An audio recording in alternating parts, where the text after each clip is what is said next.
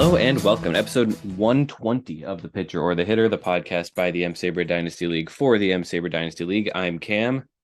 I'm Erik. And that's right, Sahil is out this week. He is in London enjoying the always wonderful weather there. It is really hot where I am, side note. But I am joined by Erik, co-hosting this week in place of Sahil. How are you doing today, Erik? Great. Yeah, thanks for having me. It's always fun to come on and guest host. Yeah, of course. Going to be a fun episode. For the third year in a row, we are going to be doing our prospects to watch segment. It's always one of my favorite times of the year. We'll get into that in just a bit. But first and foremost, there was a very big trade shortly after we posted last week's episode. Ruthvik traded Alex Bregman, Alex Ramirez, and Peter Strzelecki to Yuki for Nico Horner, Robert Hassel III, and Yuki's 2024 third. I know Sahil's mentioned his thoughts on the deal. I know I have some thoughts. Erik, what do you think first and foremost? Yeah, I think the big thing is just not the deal itself, it's just the whole Alex Bregman saga. Like it's been going on, what, 2 or 3 years that Ruthvik's been having him on the block. And we all know that the return that he got right now is, I think, fair for what Bregman is right now, but like could have got a lot more a couple of years ago, obviously. I think so. I was talking about this with Sahil. I just think Bregman's getting BABIP'd. Like he's hitting the ball fine. Really not much worse than like StatCast wise than in other years. He's just got a 238 BABIP. He's still walking at a 12% rate, still striking out actually less than he ever has in his career. I I wouldn't bet against a full turnaround by the end of the season. I think this was a weird sell low, in my opinion. And looking at prospects, like Hassel's good, but Alex Ramirez isn't that much worse than Hassel either. So it's not like he got a got some good young guys. He it was a very minor upgrade on that front, I think. Yeah. And I guess it depends on what you mean by turnaround. If it's turnaround to his like 2019 self or turnaround to like last year, for example, because it's been like 4 years since he was been like elite, but he's been like serviceable for the last couple. That's true. Well, last year he walked more than he struck out, and he had a 136 WRC plus. So I think last year more than 2019, and that would still be like a top five third baseman, which I still feel confident thinking he could be that the rest of the year. Yeah, maybe Ruthvik were just sick of the disappointing miss the last 4 years. Just wanted to pull the trigger already. I guess, and I definitely can sympathize with being really disappointed by a player over a long stretch. We haven't mentioned Nico Horner yet, but he's having a solid start to the year, 345 on base, really not striking out a lot either. I know Ruthvik said he wanted to add a shortstop to his team. He's done that.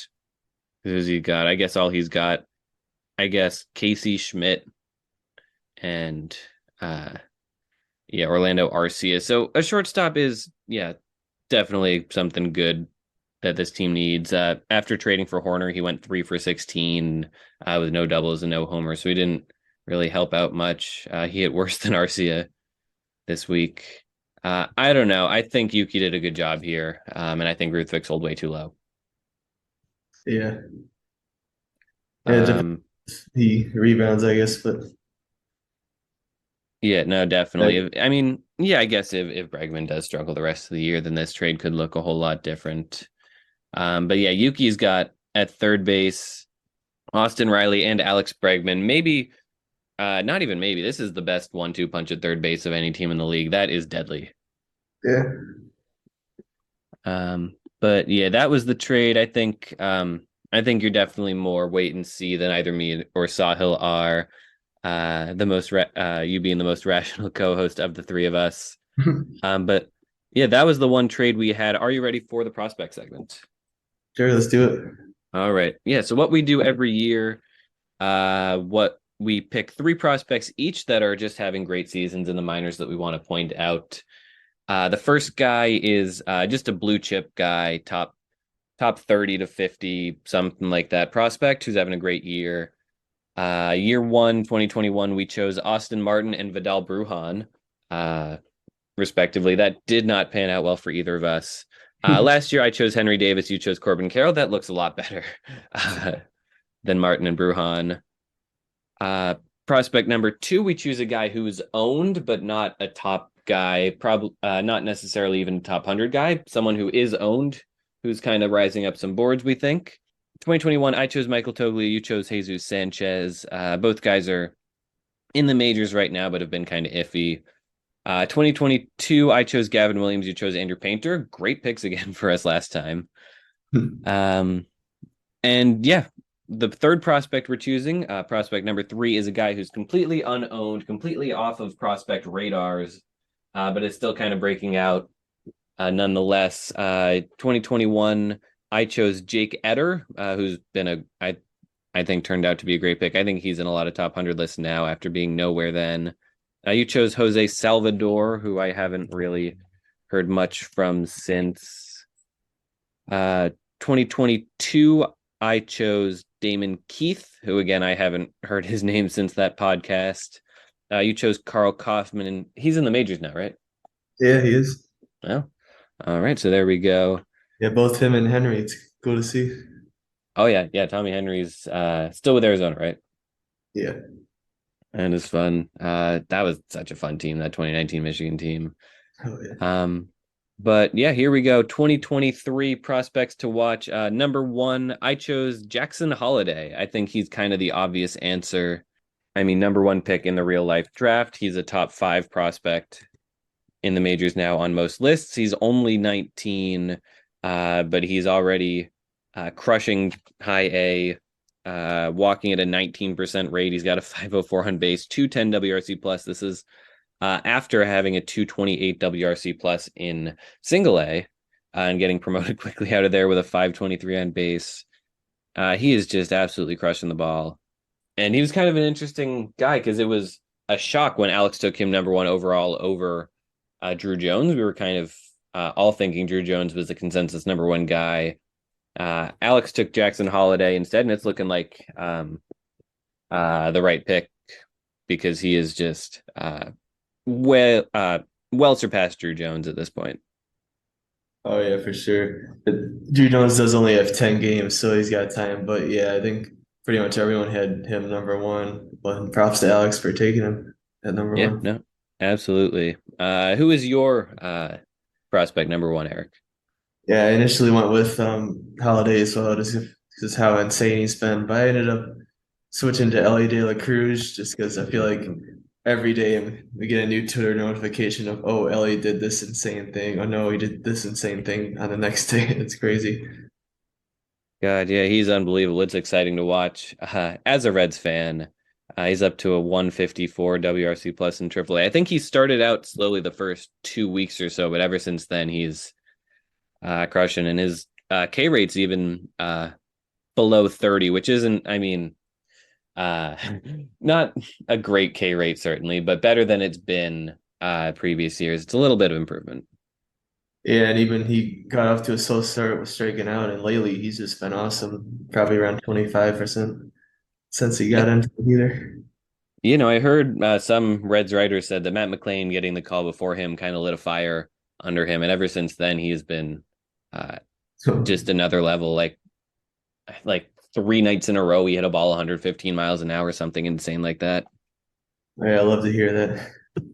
Man, yeah, God, considering he's on your team, I was so close to trading for him from Jake during the 2022 draft, and it was for a second round pick, and I really should have done it. That's one of my biggest regrets. Damn, he would have done it. He would have, yeah, he was the one who offered it to me. Oh wow. That stinks. Yeah, I just kind of thought he was a pop up guy who struck out too much, and I was wrong. But yeah, no, those are two great picks here. My second prospect, I was between a few people for this one. This is the toughest type of thing to pick. I ended up choosing Nate Furman, who's outside of the top 100 on basically every list, outside of Chris Clegg's top 300. I almost chose him for, he was my original pick for the third third prospect in this segment, and then I realized that Alex owns him. He's a 35 plus future value on Fangraphs, and he had 27 steals in 40 games in single A for Cleveland. 175 plate appearances. He walked 20% of the time with a 160 WRC plus, and then he got the call up to high A, and it was just 2 games, but he went 3 for 8 with a walk, and yeah, has continued that in that small sample. I think he's a guy who, he was a 4th rounder last year. He is already kind of making his way. He made his way onto Alex's roster. He's making his name known, and I could see him being someone who kind of cracks the top 100. Maybe not by the end of this year, but by the middle of next year. That speed. He doesn't have any power, but he is quick and he gets on base. Nice. For mine, I went with Sahil pickup Jonathan Clace. I think you recently picked him up in the other league. Yeah, good pick. He's not in top 100 prospects, I don't believe, of like MLB, Fangraphs, etc. But he's rising quickly in the fantasy list. He has 42 games this year, 12 homers and 33 steals. I believe he leads the majors in home runs, or the minors in home runs plus steals. So it's a great pickup by Sahil so far. Yeah, absolutely. He tore up high A, and he made the jump to double A. His strikeouts did rise, but that is as people say, the most difficult promotion in the minors. And he has continued to hit even if the strikeouts have risen. I think he's a great pickup. I'm happy to own him in Gallardo, and I know Sahil was disappointed that I picked him up in Gallardo. He thought he was already owned in that league. He's outfielder for the Mariners. My third prospect, and I like choosing a guy I've never heard of in this for this third prospect. I chose a guy named Kyle Hurt. He's 24, about to turn 25 by the time this episode comes up. May 30th, 98. So he'll be 25 when this episode drops. He was a 2020 draft pick by the Marlins. He's with the Dodgers now. Let me see how they acquired him. I can't even find any information for him. Here we go. He was part of the Dylan Floro trade. How about that? That sent Dylan Floro to Miami, and then Kyle Hurt to the Dodgers. So he's projected as a reliever long term, but he's started 6 of his 9 appearances now, pitched 27 innings, and he has a 16.67 K per 9. He is striking out 46.7 of the batters he's faced this year. That's a 1.33 ERA, 1.69 FIP, 1.94 xFIP. He's allowed just 1 home run? Yeah, 1 home run. This is in Double A, by the way. Last year he pitched similarly well in High A, had a few more walks, but in 31 Double A innings he was pretty rough with the walks, and had a 9.29 ERA. But in his second shot at Double A, he is absolutely killing it, striking out the world, not giving up a lot of hard contact. And I don't know, he could be a future. If he's a future reliever, he could be a future shutdown guy at the back of the bullpen for sure. Great. For my unknown guy, I went with Nelson Rada. And for the simple fact that he's 17 years old and in low A, I believe he's the youngest guy in the minors that is qualified. I don't know what the average age of low A is, but I think 17 is a lot lower than that. Oh, I'm sure, yeah. And he's actually doing decent. He's got little power, but he steals a lot, and he's got a pretty good on base percentage. Oh, shortstop or outfielder for the Angels, by the way. Gotcha. Yeah, absolutely. I mean, hitting the ball anywhere, hitting the ball with any amount of authority in any minor league level at 17 is just crazy. He doesn't even turn 18 until the end of August. Yeah, God, I mean, he doesn't have the power yet. I don't know if scouts expect him to do it, but he's still in 16 bases. That's a good pick. I could see him being a guy, like if he's 19 in AAA, being a young debut and being a but yeah, so those are our picks. I chose Jackson Holiday, Nate Furman, and Kyle Hurt. You chose Ellie De La Cruz, Jonathan Clase, and Nelson Rada. Were there any guys you were kind of thinking about for some of your spots? Yeah, I was also, if you pick Clace, I was gonna go with Andrew Abbott just because he leads the minors in strikeouts. He has like 80 something. One guy has 70s, and then there's a bunch of people with 60s, so he's in first by a considerable margin. And I think he believe he was a free agent pickup last year. I think so, Yeah. yeah. Yeah. No, Abbott's a good pick. Anyone else you're thinking? Wait, who has Abbott? I want to say Oh, Jake Connor does. O'Connor. Okay.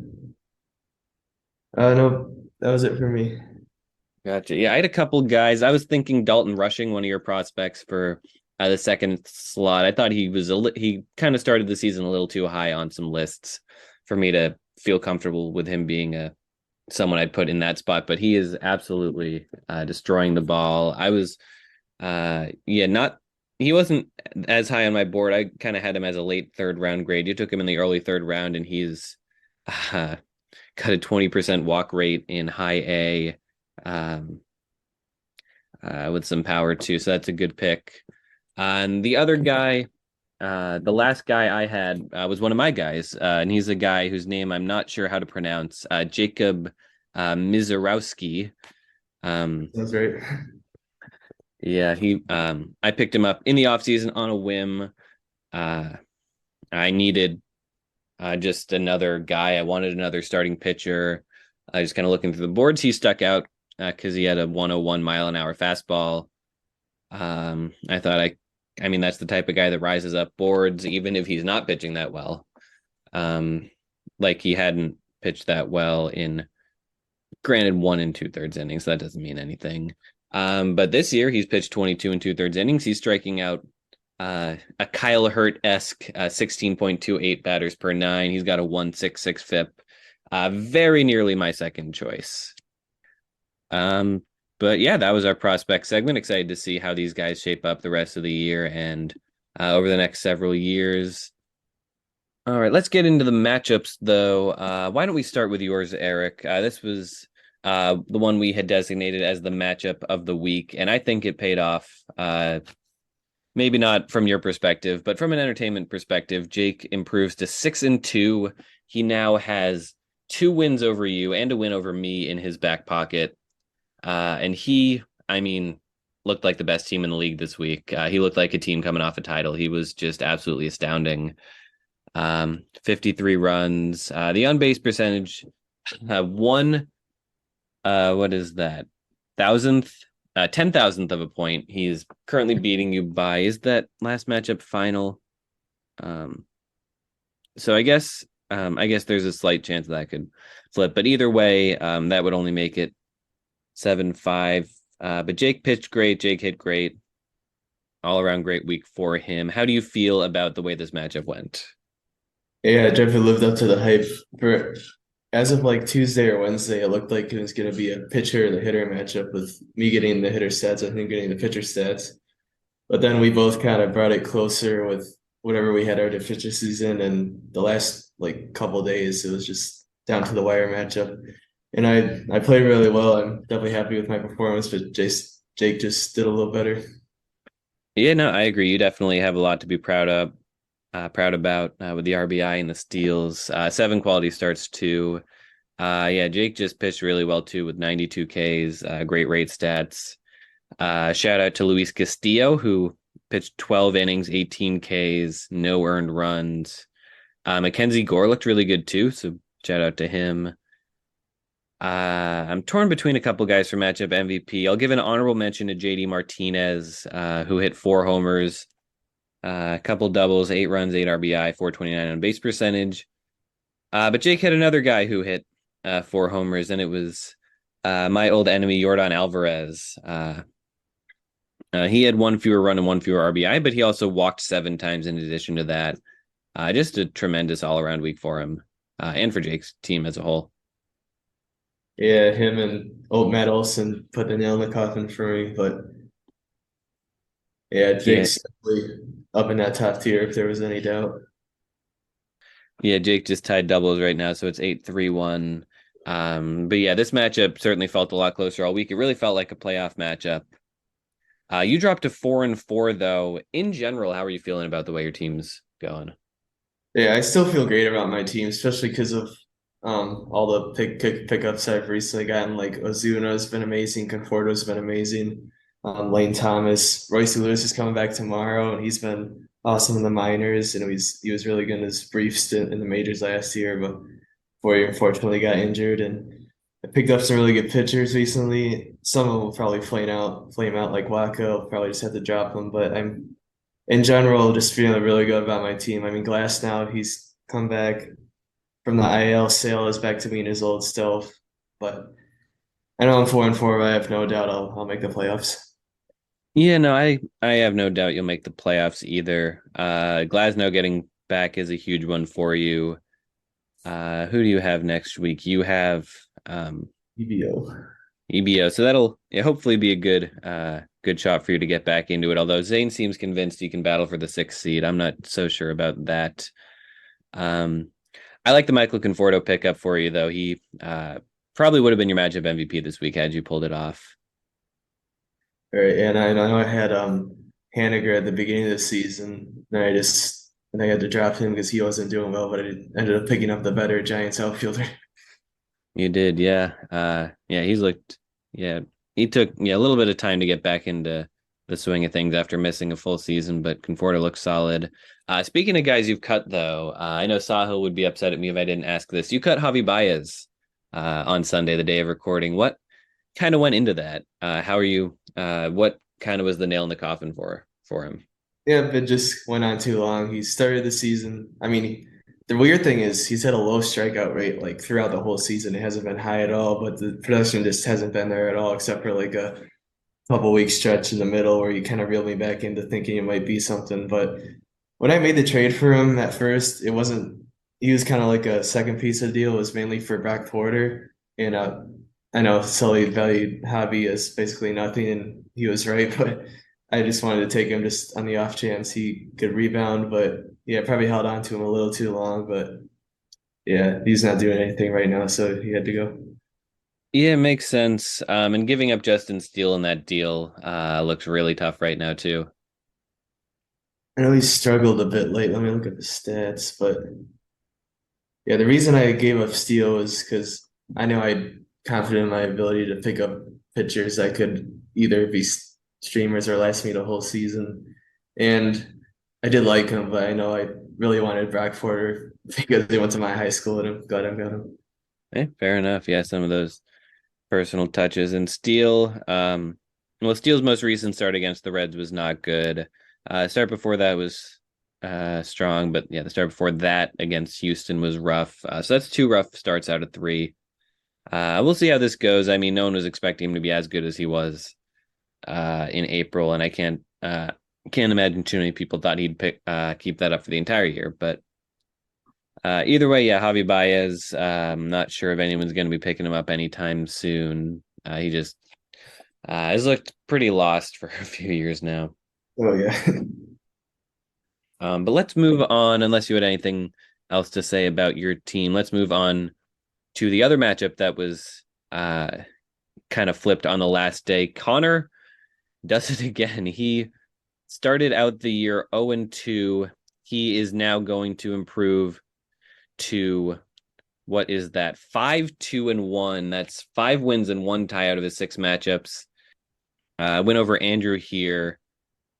And now he's got to play me next week. That's going to be tough. But a win over Andrew for Conor, 6-5-1.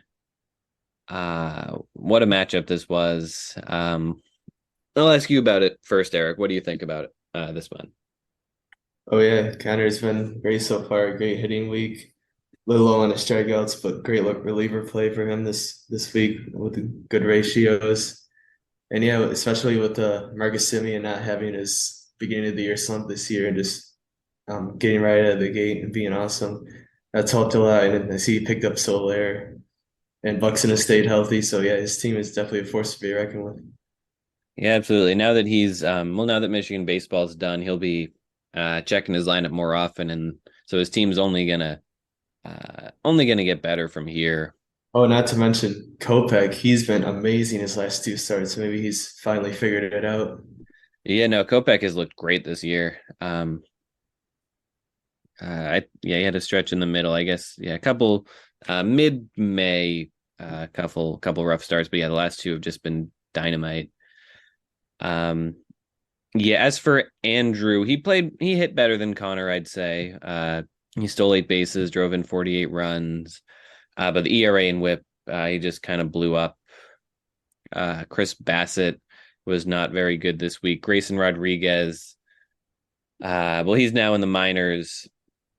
He gave up 8 runs in 3 1/3 innings. Adis Glafani, not the best start. Reed Detmer's not the best start. So a rough look for Andrew's pitching staff with a 5.78 ERA.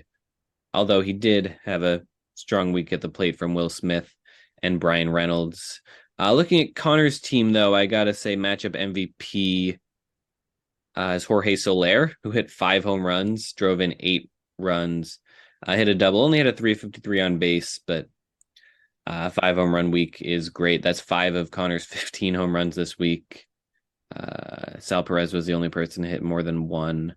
Oh no, Patrick Wisdom hit 2 against the Reds on Sunday. But yeah, great week for Jorge Soler, who's been one of Connor's best hitters all year. Wow, and he was added and dropped twice before Conor picked him up. That's crazy.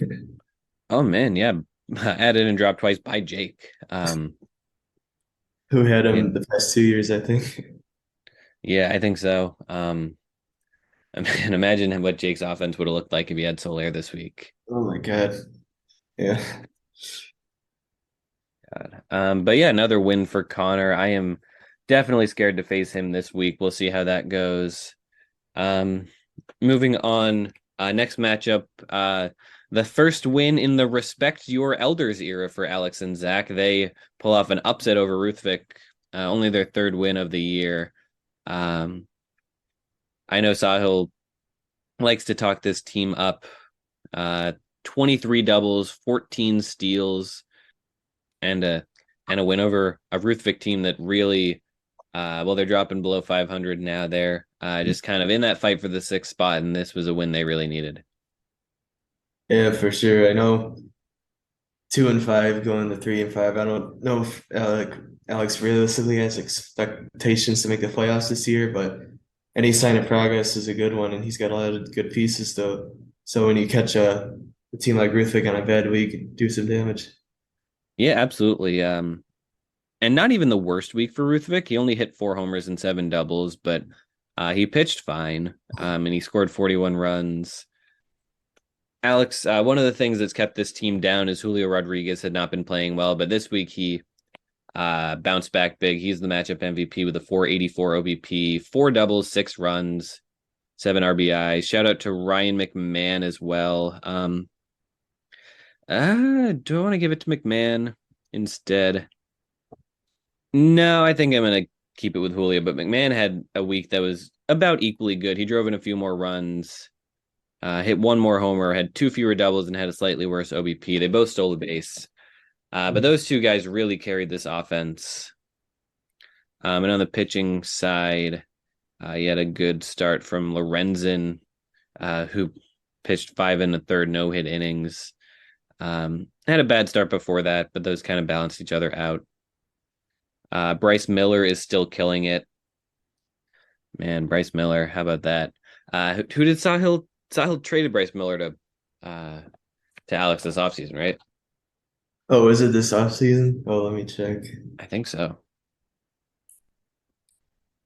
Yeah, for What's the Brad deal? Henry Malloy. Man.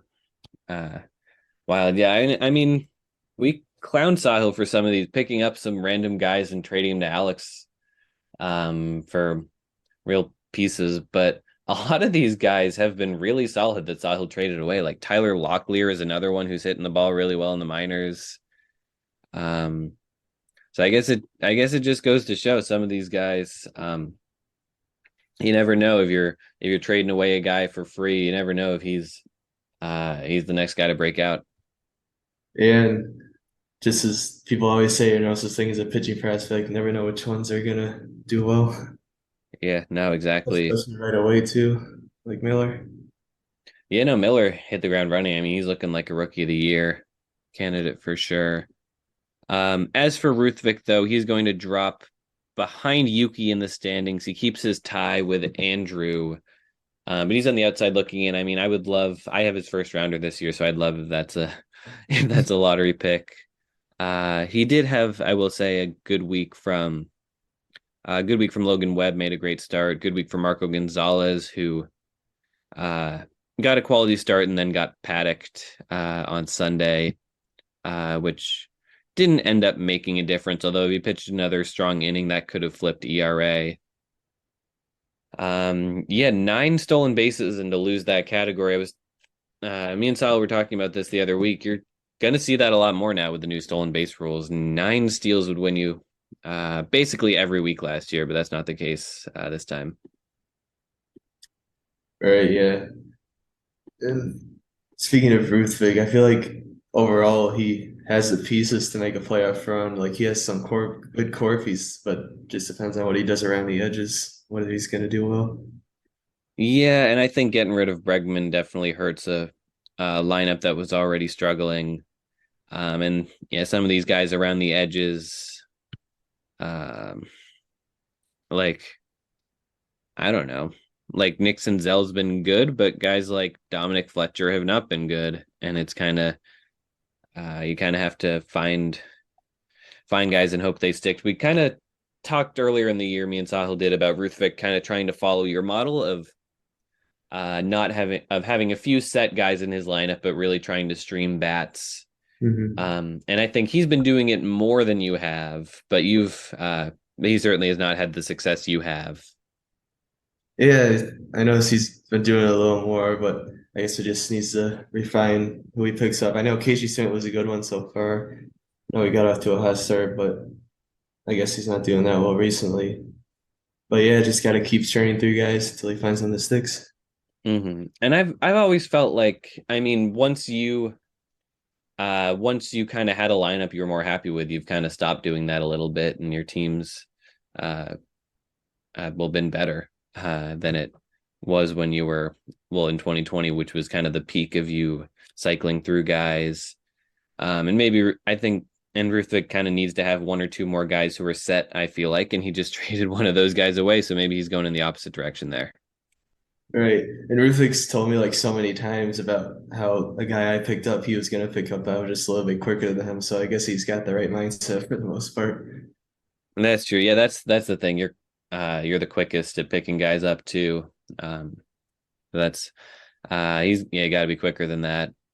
Um, I don't know. Yeah, I'm not sure what he's gonna do. I've always liked the idea of streaming guys and cycling through guys in hockey, but I've never um when guys aren't playing every day.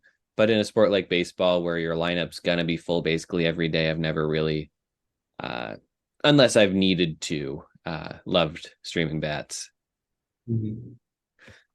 But anyway, regardless, Alex improves to 3-5. Let's talk about the next matchup here. Yuki improves to 4-3-1. He has a win over Drury of your peers. They dropped to 1-7. Yuki really hit the ball well this week, and yet there was a time this week where this was 6-5-1, and he was in danger of losing. Right. Yeah. Yuki always seems to put it together. I don't really think he has a great team, but they got to give him credit for how he did last year and how he's doing so far this year. Yeah, I agree. I don't know how he keeps doing it, but he's in a playoff spot right now.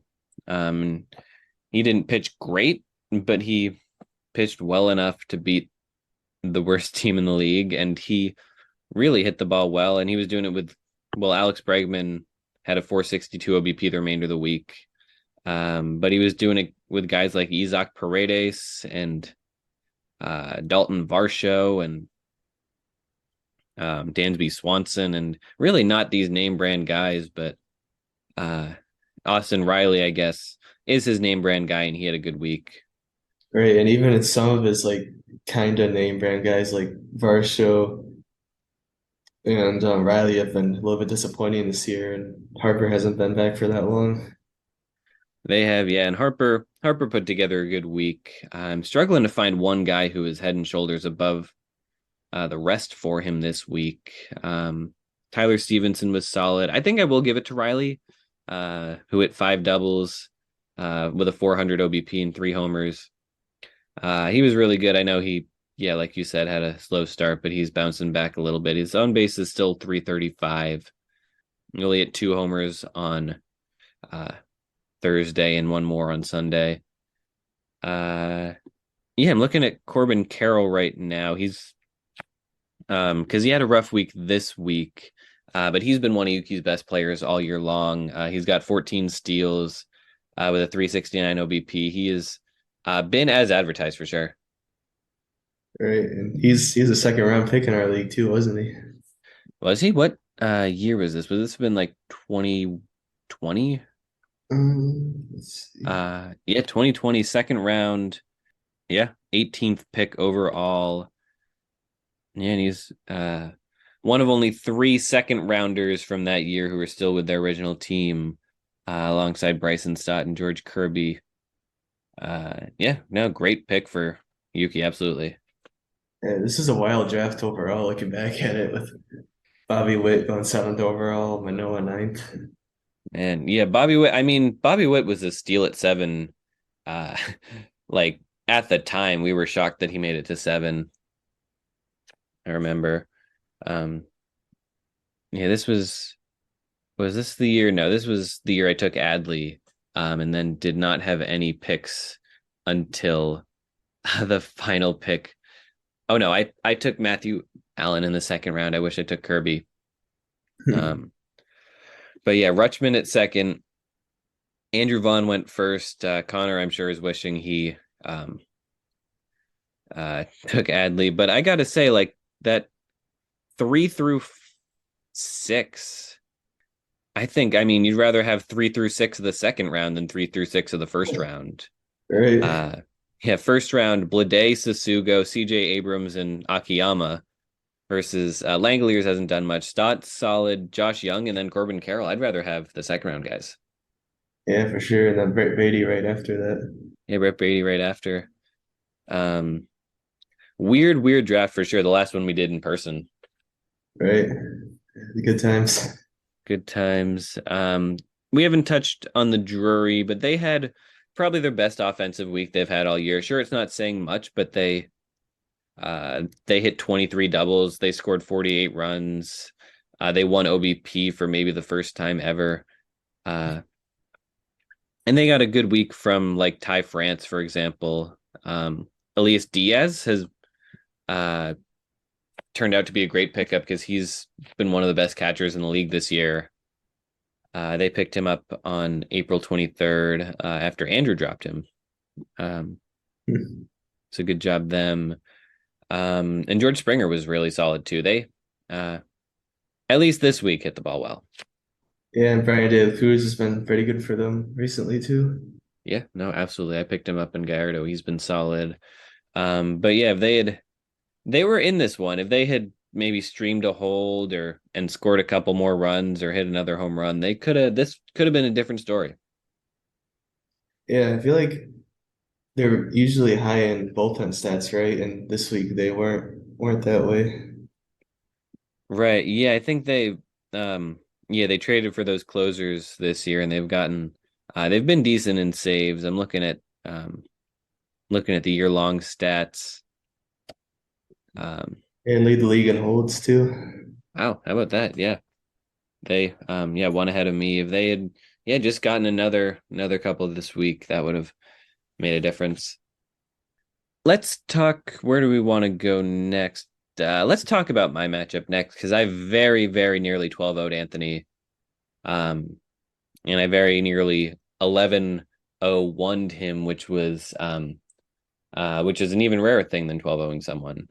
But in the end, it's 11-1. Anthony got a couple steals on the final day to flip stolen bases away from me. Um, I Yeah, my team continues to hit the ball really well. I scored 57 runs, 52 RBI. A great bounce back week from my very, very narrow loss to Jake. Um, and yeah, giving me something to be happy about before my matchup with Conor. Um, my pitching for the second week in a row was fine, but not great. I had 6 holds this week when I couldn't buy one last week. The ERA was just kind of meh. I had 5 quality starts when I couldn't buy one last week. Good weeks on the pitching side from uh, well, Hector Neris had 2 holds. Justin Topa had 2 holds, but killed my ERA. I got 2 quality starts from Zach Wheeler, but he was really the only pitcher who was a net positive for me as a starter. On the hitting side, though, Brendan Donovan finally had a bounce back week. He scored 7 runs. Or 6 runs rather. I was kind of looking at maybe cutting him, but he uh, really played his way back into a solid spot in my lineup. He stole 2 bases as well. Uh, Good week from Jonathan India, who hit 2 homers on Saturday to flip that category.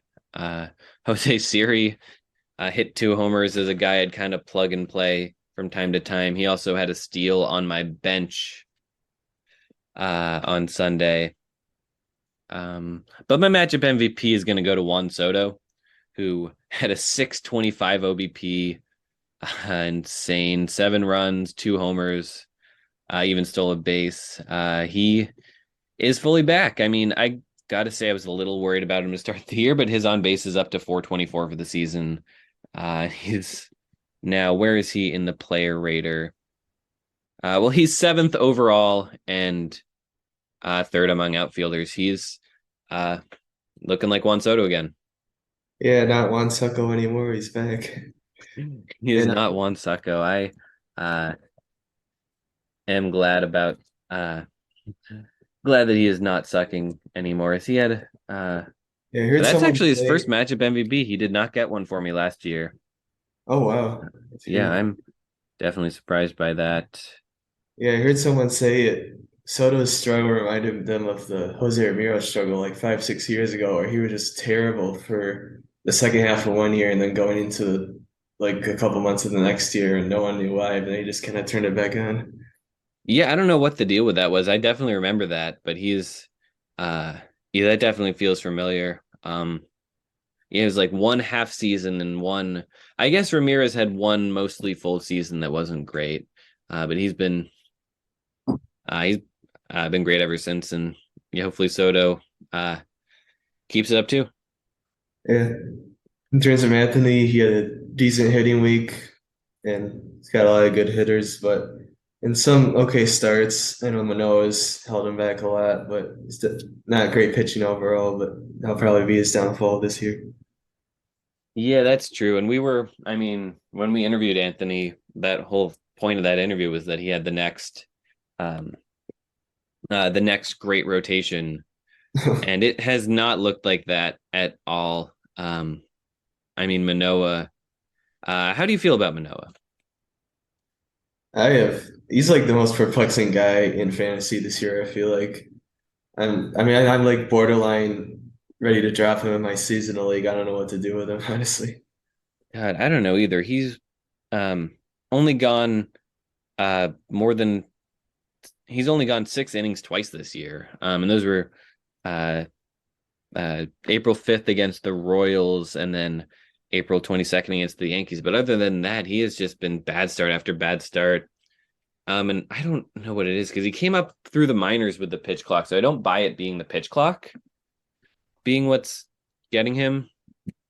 But I really, it's perplexing.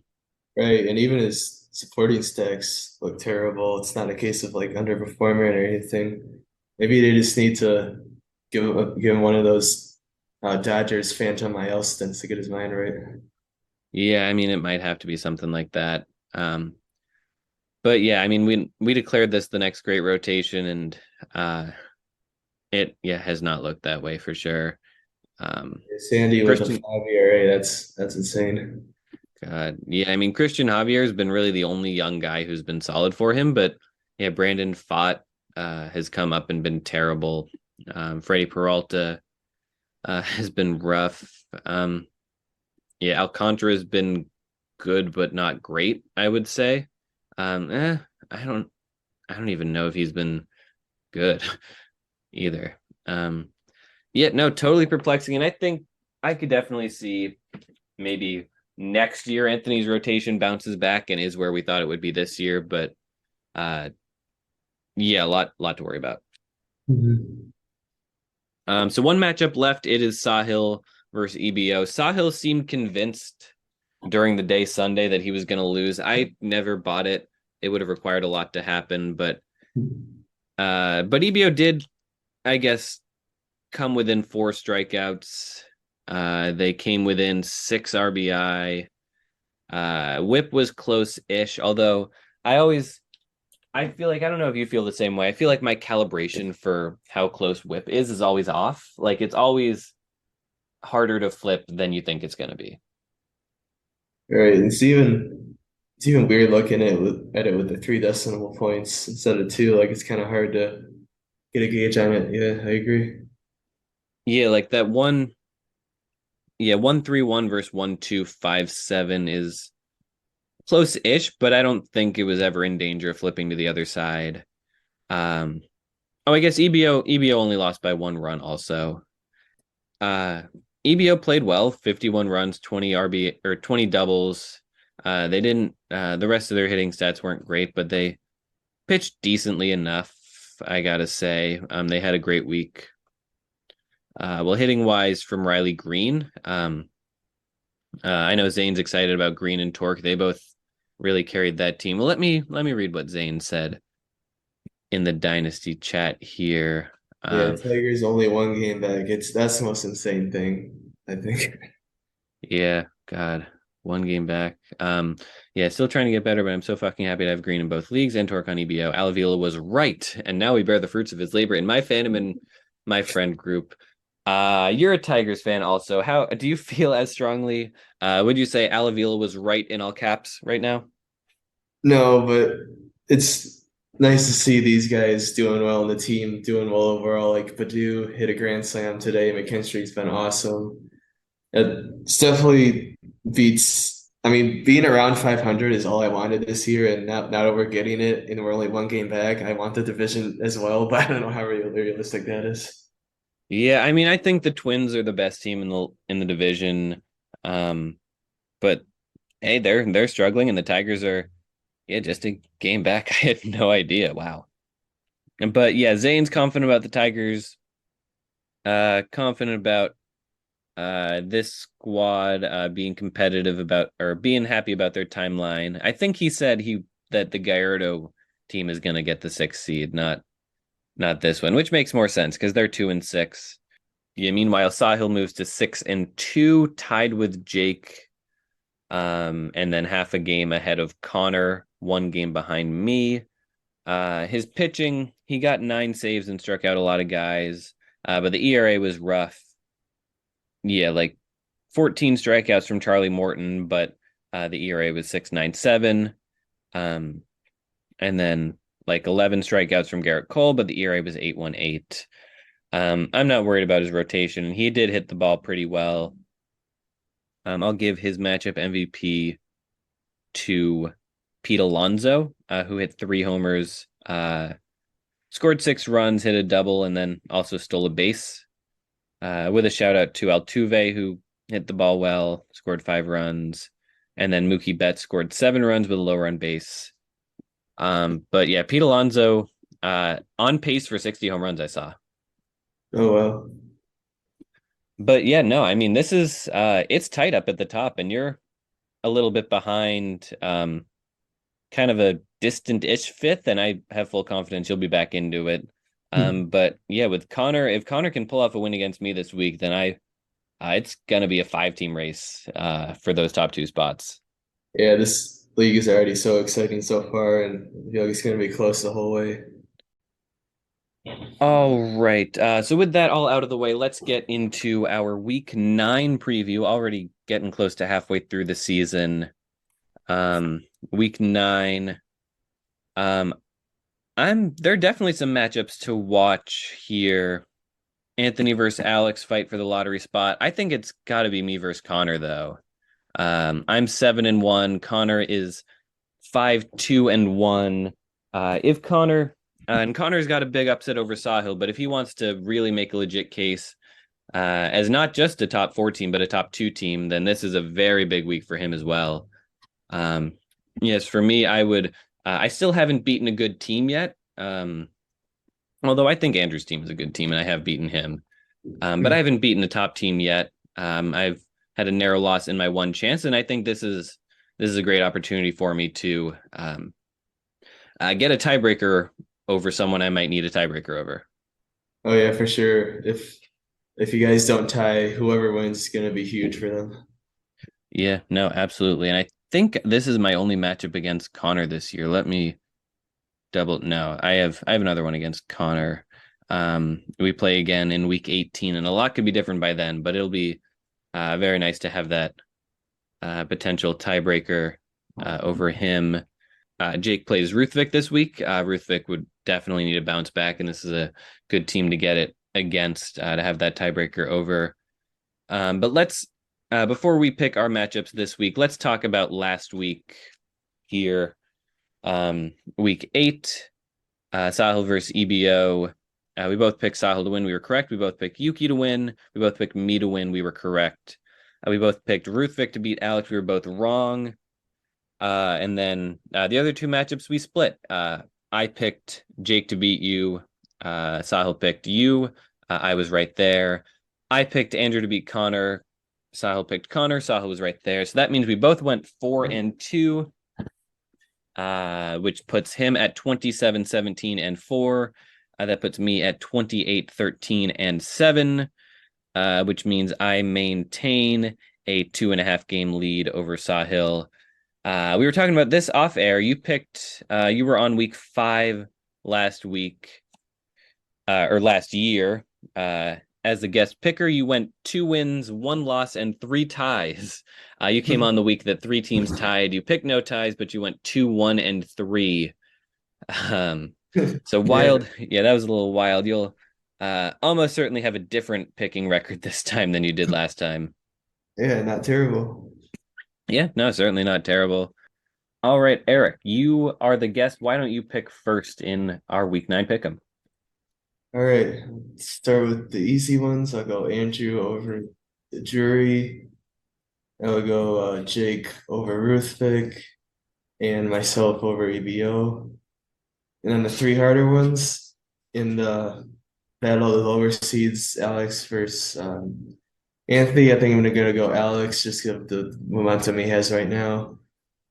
And then the 2 really hard ones is Sahil versus Yuki. I think I'm gonna pick a tie for that one. Seems like Ooh, Yuki's been a pest in everyone's thorn or whatever the saying is. he's And yeah, thorn in everyone's side. yeah, that's it. So I'm gonna go tie for that one, and I'm gonna pick you to beat Conor. I feel like that could go in any which direction, but I'm confident in how you doing right now. Interesting picks. Yeah, no, that I agree. That one could definitely go in either direction. I am going to pick the same easy ones that you are. I will pick Jake to beat Ruthvik. I will pick you to beat EBO, and I will pick um, Andrew to beat bounce back against Daniel and Matt. Um, I think Sahil's going to beat Yuki, but it's going to be 6-5-1 on the last day, and Sahil's going to be freaking out about it the entire week. I think he will pull it off, though. I think he normally does. I think Anthony, his team's got to put together a good pitching week eventually, right? I think he'll beat Alex and Zach. I think he's probably still the better team, although even though Alex and Zach uh, has that momentum, like you said, and me versus Conor, I'm tempted to pick the tie. But I've gone 3 weeks in a row without a tie. And I'll continue that. I think I'm going to beat Conor. I think I have the better team, and I think I'm playing better than just about anyone in the league. I think I'll get my big win. Yep. All right. But yeah, those are the pick'ems. We do not. I forgot to ask Sahil for his picks, but he will put them in the Slack sometime soon, and we'll see how they add into our pick'em. But other than that, yeah, that was week 8. Looking forward to week 9. Erik, do you have any other things to say before we go? No, I think that about does it. Thanks for having me. Yeah, of course. And thanks for listening. Thanks for coming on, Erik. It's always a pleasure. And yeah, we'll see you next week.